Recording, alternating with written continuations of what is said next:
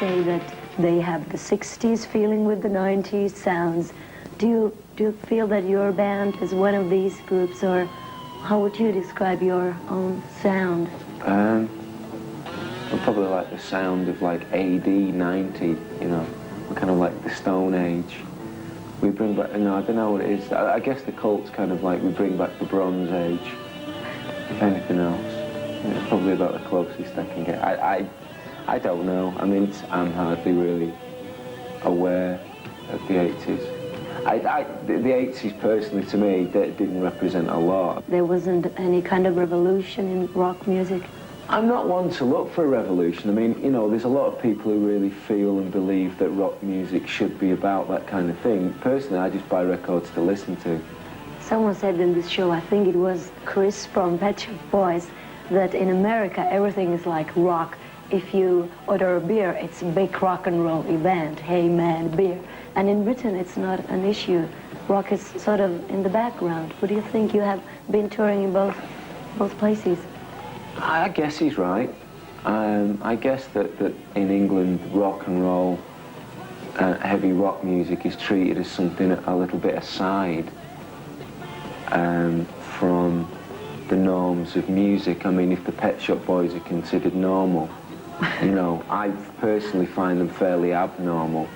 You know, from their name to everything they're about, I find fairly scary. And I'm sure they find like music that like the Cult and people like me pretty scary. There's room for everything in music, and I think it's a kind of narrow-minded, smug British attitude that a lot of musicians like those guys have, that everything's wonderful in Britain and that everything in America is kind of vulgar and stupid. You know, it's very much a very shallow analysis, I think.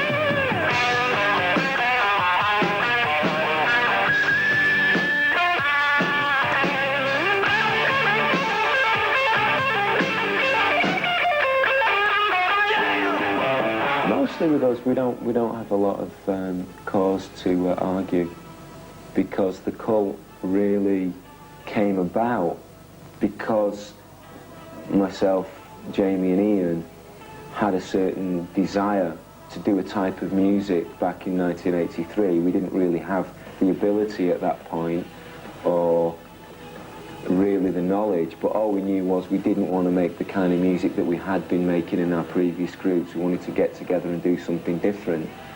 And I think that's one of the main reasons why we don't really row about material. It's generally three guys heading in the same direction. You know, now we've got a drummer, hopefully it'll be four guys, you know. It's really just been drummer changes. We've had about 3 drummers in the group that have left or been fired for various reasons. Some mental problems, some just physical, not playing well enough. So we've got a guy now who seems to fit in and can play real well. So hopefully, you know, he'll be the permanent drummer. Like Bonham. Like who? Like Bonham. Bonham? You have compared him to John Bonham in an interview. Oh, I never did. It wasn't me.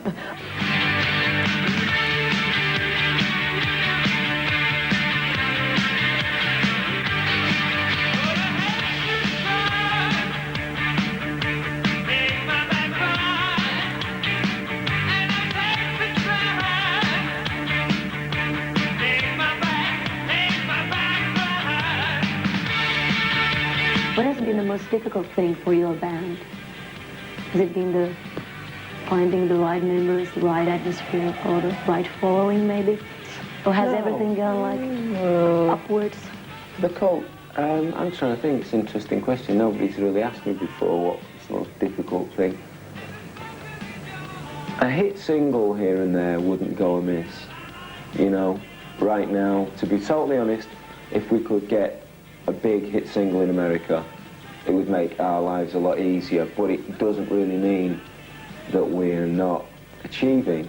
Every album the Cult makes sells more than was before. We now, like, we sell 2 or 3 million copies of our albums, which I think probably is very good. You know, but we always want to do better, and I think the difference between where we're at right now and real total international success is basically like one-hit single.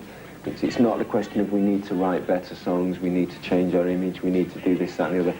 We really just, sometimes people just don't care enough, and if, particularly in the United States with a name like the Cult, which a lot of those kind of beer-swilling Americans we talked about before associate with like devil worship or some kind of satanic, that's their only reference. Every time they open a newspaper there's some, you know, devil worshipping cult around. Once you get overcome that and just explain it's a name like any other, like The Who or The Clash or what does the Beatles mean and who cares anyway, once you get over that, you know, we do very well. But that's basically all I'd hope for, is a lucky break with the Gibson Les Paul, which is the guitar that's on the front cover of Sonic Temple. It's the first guitar I ever had bought when I was a boy, 14 or whatever, and it was a copy of it.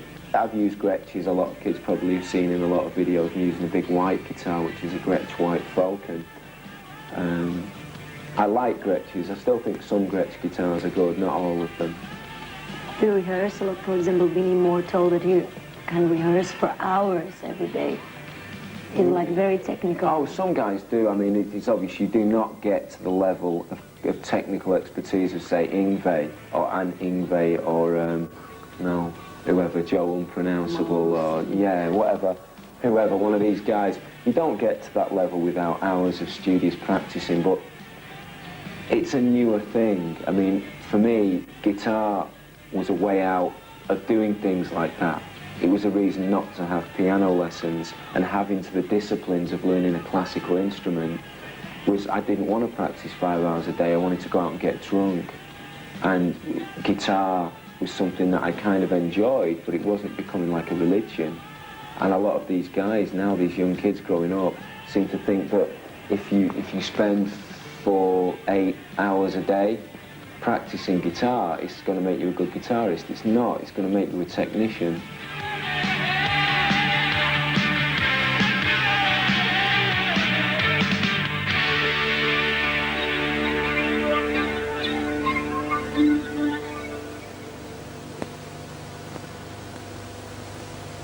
I mean, anybody you ask, you know, anybody on the street what the most important things are, and I think the most important thing is be happy and healthy.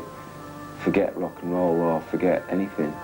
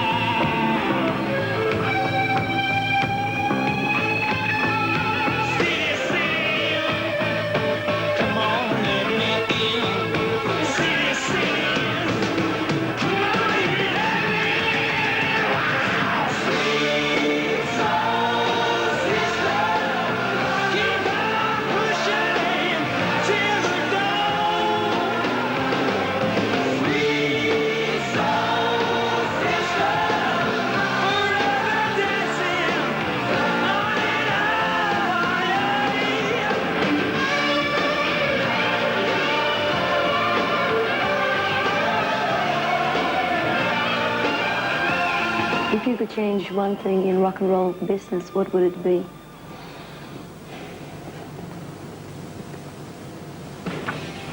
Bad contracts to musicians I'll probably change. You know, I have So an we need a alarming... musician's lib or something like that. We need a musicians' union in England that is actually relevant to what's going on. Not some kind of farcical, outdated thing that, you know, was probably relevant in about 1935. Bad contracts, that's what I changed. Did you have a bad contract in the beginning, or? I had a little bit. I had a bit of a problem with some managers in England that looked like it was going to get nasty, and then it looks like it finally being settled amicably, which is great. But that incident a couple of years ago highlighted to me some of the things where, as a musician, you really can't win in England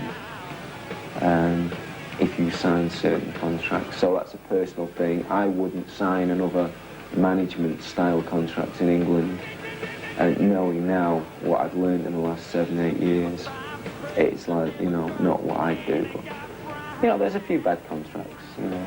Nowhere near as bad as it was, like in, you know, the 60s and the early 70s, when it was all like, all the rock bands were like so out of it. It's like Aerosmith, for example. I mean, they didn't know half the things they were signing because they were so out of it. So if somebody lobbed them loads of drugs and bottles of Jack Daniels, they would have signed anything. It's changed a lot since punk, that people probably like me are more aware of what's going on.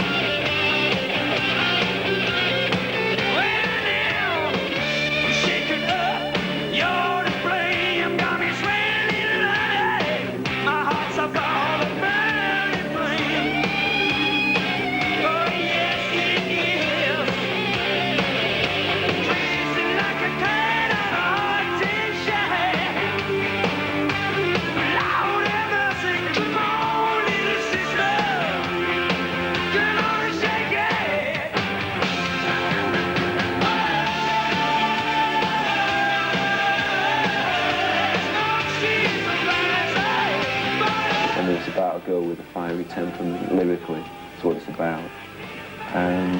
Fairly self-explanatory lyrics. I mean, it's a single. I'm not going to, you know, write a small history of, you know, China in a pop single. But on the other hand, making the video was a lot of fun. We did that in Hollywood, California.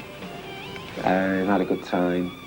A lot of work. Making those videos are, you know, it's a lot of money, a lot of work. And it's nice, I think, that we can make a video that's 5 minutes long that hasn't got, you know, just like loads of stupid women in miniskirts running around in them for no good reason. It's all it is a performance by the band. And it still looks interesting, I think, because of the colours that we used and the way it was shot was a little different to everybody else's, so.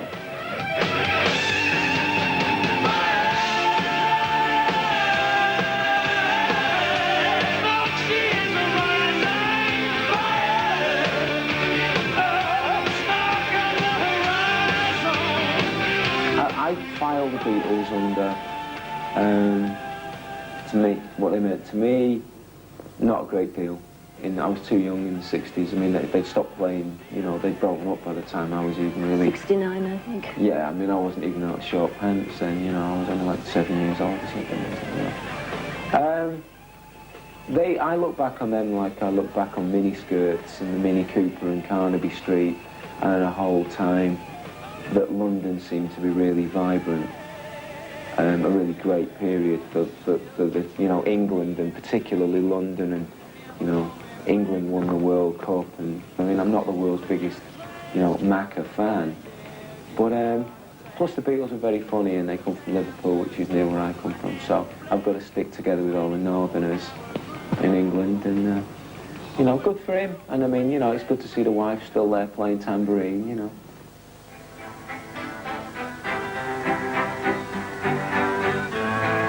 Said you were a youth waker, a stormy little world shaker. Oh, I was down in Queen, an angel with a broken wing. The dogs lay at your feet, oh, we caressed your cheek. Oh, stars wrapped in your hair.